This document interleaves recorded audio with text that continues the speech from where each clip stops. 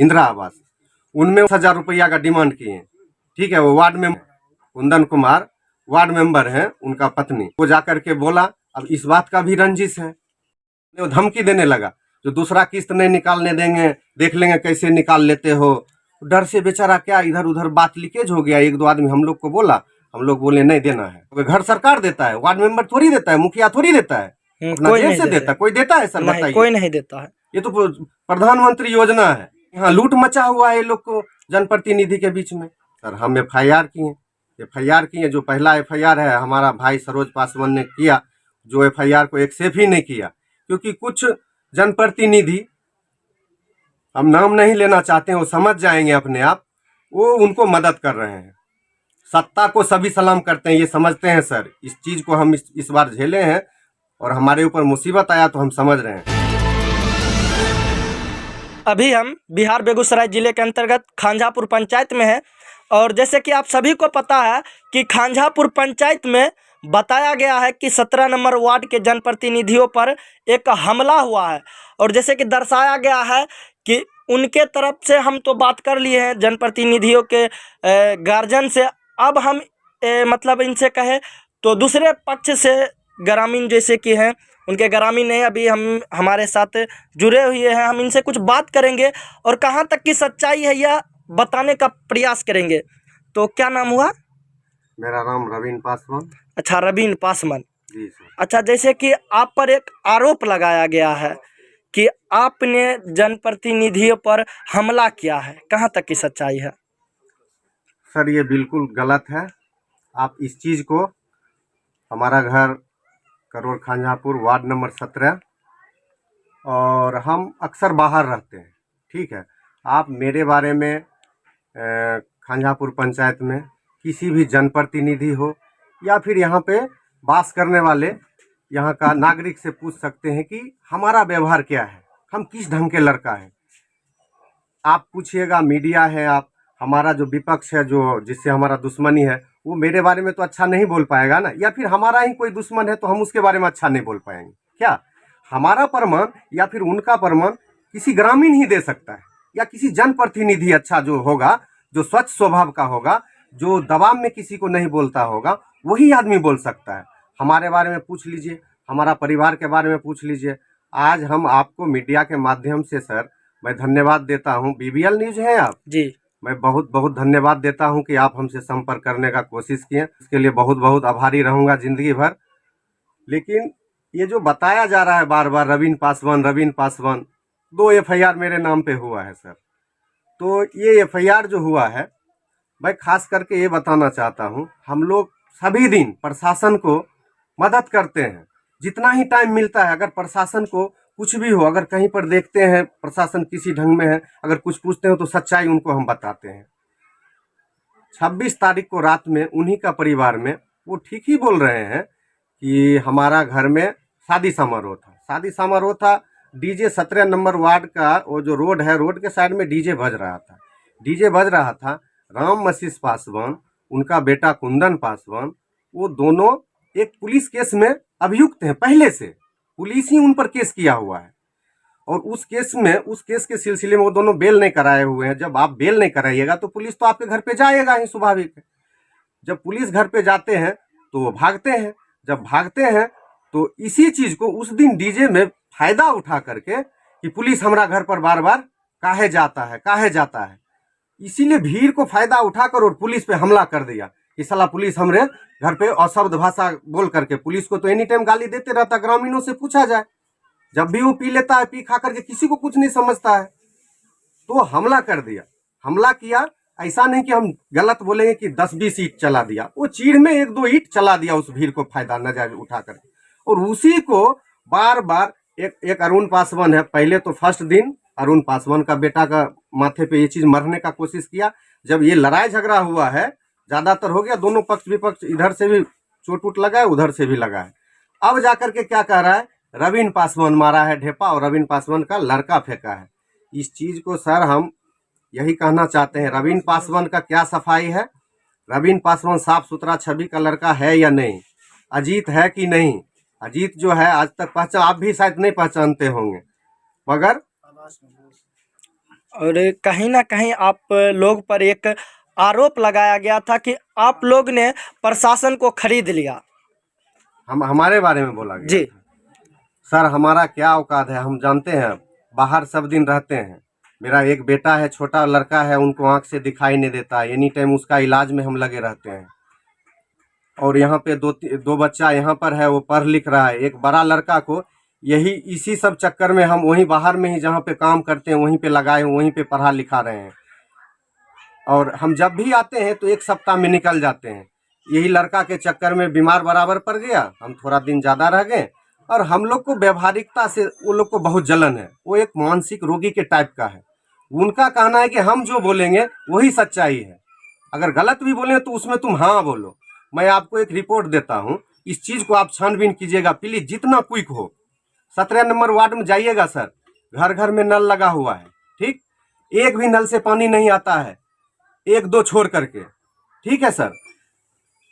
और उन्हीं का लड़का एक काम करता है नल जल में। अच्छा, उनसे कोई शिकायत डर से नहीं करता है। अगर उच्च अधिकारी को किसी ने कर दिया उनसे, जो ये तो मजदूर टाइप का है, इसका कोई थोड़ी नौकरी है, हम तो जानते हैं। मगर उच्च अधिकारी को अगर किसी ने शिकायत कर दिया तो वो तो निचला अधिकारी को बोलेगा, इसको बोलता है बाबू वहां देखो क्या हुआ। अब जिसने शिकायत दर्ज कराया उससे वो मारपीट कर लेता है। मादरचोद बहनचोद, तुम नल जल का शिकायत किया है, नहीं पानी आता है, नहीं आता है, तुम हमरा क्या कर लेगा, ये कर लेगा, वो कर ले। तो अब सोचिए सर, इस बात से भी झगड़ा होगा कि नहीं होगा। कहीं ना कहीं एक और आरोप आप आवास लोग। है सर, आवास में मैं सर एक बोल रहा हूँ, मेरा अरुण चाचा है, उनका एक घर मिला इंदिरा आवास, उनमें 10,000 रुपया का डिमांड किए, ठीक है। वो वार्ड में कुंदन कुमार वार्ड मेंबर हैं, उनका पत्नी, वो जाकर के बोला। अब इस बात का भी रंजिश है, जो हमको पैसा क्यों नहीं, कहाँ से पैसा देगा सर, कितना पैसा मिलता है उसमें घर बन पाएगा सर, बताइए आप। कहीं ना कहीं कुंदन कुमार का ये कहना है कि 1 मंथ मैक्सिमम हो गया घर मिला हुआ, आवास योजना मिला हुआ, और अब हम पैसे का डिमांड कैसे कर सकते हैं। हाँ आप ठीक बोल रहे हैं सर। जब वो मांग रहे थे तो ये लड़का बोल रहा था ठीक है कल दे देंगे, परसों दे देंगे, ठीक है। तो इसी चक्कर में 1 महीना हो गया। जब ये देख लिया, जो पूरा हमारे ऊपर कार्रवाई करने के लिए बोला, जो मैंने वो धमकी देने लगा, जो दूसरा किस्त नहीं निकालने देंगे, देख लेंगे कैसे निकाल लेते हो। डर से बेचारा क्या इधर उधर बात लीकेज हो गया। 1-2 आदमी हम लोग को बोला, हम लोग बोले नहीं देना है। कितना पैसा मिलता है, तुम 10,000 20,000 अगर दिए दोगे तो तुम घर कैसे तुम पुराओगे। घर सरकार देता है, वार्ड मेंबर थोड़ी देता है, मुखिया थोड़ी देता है, अपना कोई जेब नहीं से देता है। कोई देता है सर, नहीं, बताइए। कोई नहीं देता है। ये तो प्रधानमंत्री योजना है, मुख्यमंत्री योजना है, जो मिलता है गरीबों में।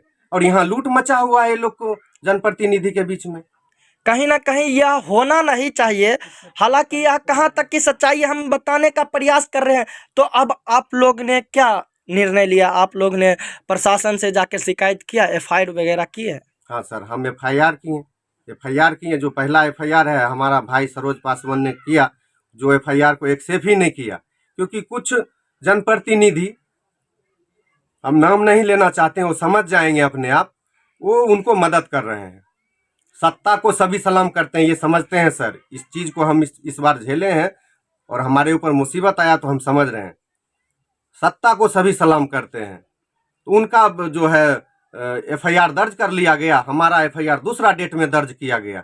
जो पहले FIR हमने दिया था वो FIR आज तक लॉज नहीं हुआ, वहाँ टेबल पर पड़ा हुआ, जिसका प्रमाण है मेरे पास सर, फोटो है, हम दिखा सकते हैं उस FIR कॉपी का। और कहीं ना कहीं यह अगर हम कहें तो सत्ता पर आ जाता है। जैसे कि इन्होंने बताया है कि हमने FIR पहले किया लेकिन अभी तक उस पर कोई कार्रवाई नहीं किया गया। अच्छा, आपको जैसे कि आपका कहना है कि जनप्रतिनिधियों का उनके ऊपर सहयोग है, खास करके जनप्रतिनिधि अगर खांजापुर पंचायत के हैं या फिर अदरवाइज। खांजापुर पंचायत का ही सर, मैं अदर पंचायत का नाम मैं झूठ मूठ का नहीं लेना चाहता। खांजापुर पंचायत के। जी सर, जी सर। अच्छा, अब आप FIR कर दिए तो अच्छा, आप जैसे कि आपके पता है, हमको भी पता है कि आप लोग में एक मेंबर, एक महिला को कुछ ज़्यादा गहरा चोट आया है, उनका क्या स्थिति है। जी सर, उनका स्थिति बहुत नाजुक है। वो हमारे मामा है, डीही वाली मामा, नाम तो नहीं जानते हैं, पुराने आदमी है बोल करके उनका नाम हमको मालूम नहीं है, मगर उनका डीही वाली बोल करके, मैंने हमारा सुखो बाबा का पत्नी हुए हो, ठीक है, हमारा ही गोतिया में है। उनका हालत बहुत सीरियस है, नाजुक बना हुआ है, और डर से उनको छिपा करके कहीं पर हम लोग इलाज करा रहे हैं। अभी सदर से भी उनको निकाल दिया गया। सदर से भी निकाल दिया गया। जी सर। अभी अदरवाइज अदर जगह कहीं करवा रहे हैं, पहले चेरिया बरियारपुर थे। पहले चेरिया बरियारपुर रेफर कर दिया बेगूसराय, और बेगूसराय में वो एक दिन ट्रीटमेंट हुआ, उसके बाद उनका जो हालत था, तो सरकारी अस्पताल का क्या हालत रहता है सर वो तो जानते ही हैं सभी, आप भी जानते हैं हम भी जानते हैं। उनका हालत इस तरह से नाजुक देखें, वहाँ से हम लोग को निकालना पड़ा उनको।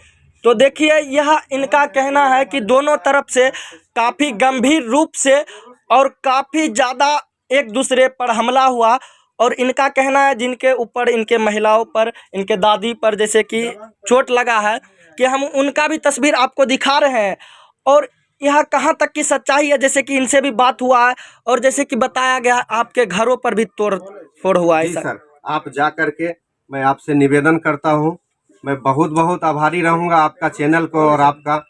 आप जा करके सर, हमारा नाम रवीन पासवान है, हमारा भाई का नाम पंकज पासवान है, इन सभी घरों को आप इंक्वायरी कीजिए, जा करके वीडियो दिखाइए और वीडियो बनाइए। आप अभी भी आप जा करके सर देखिएगा तो इतना बड़ा बड़ा पत्थर और ईंट हमारे घर पे बरसाया हुआ है, एल्वेस्टर फूटा हुआ, हमारा रंकज भाई को दरवाजा तोड़ दिया। दबंग टाइप का प्रवृत्ति का आदमी है, इस बात को बढ़िया से जानकारी किया जाए और हम लोग का स्वभाव के बारे में भी जानकारी किया जाए। कहीं ना कहीं ऐसा इससे पहले भी सर वो जो है एक आनंदी यादव जी हैं, प्रतिष्ठित व्यक्ति हैं हमारे गांव का, उनके भी कपार कान फाड़ करके उनके ऊपर में एक मुकदमा चल रहा है आज का डेट में। एक धर्मेंद्र पासवान है, उनका भी कुछ दिन पहले FIR हुआ, उनको भी, उनके साथ भी मारपीट किया, तो उनका भी राजीनामा अभी सरपंच साहब और जिला परिषद साहब सबने कुछ ही दिन पहले किए। ठीक है, उनका भी सारा लिखा पढ़ी जो हुआ है, जो बॉन्ड बना हुआ वो भी रखा हुआ है सर। उसके बाद पुलिस केस है, पल्लव बाबू के ऊपर मारा, क्या नहीं किया। पल्लव बाबू एक ऑफिसर थे हमारे थाना में, वो केस भी उनके ऊपर में है। और हमारे नाम का केस निकालिए सर, क्या गो है, इसी से पता चल जाएगा कि दबंग कौन है और कौन है। हम लोग के सर समय नहीं है यहाँ रहने का, प्रदेश में सब दिन रहते हैं।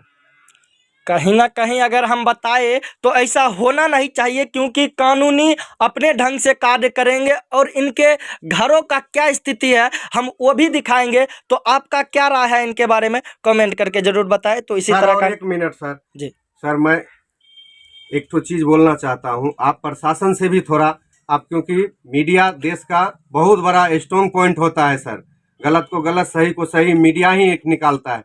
आप सर जा करके, जिस टाइम पथराव हुआ, झगड़ा हुआ है, उस टाइम हम थाना पर थे। एक मित्र हमारा है पंकज सर जी, उनका घर पे भी झगड़ा हुआ था, वो हमको साथ में लेकर के गए थे। उस टाइम हम कैमरे के सामने हैं, 26 तारीख के नाइट में, जिस दिन पहला घटना हुआ, हम कैमरे के सामने में है, ये आप प्रूफ भी निकाल सकते हैं।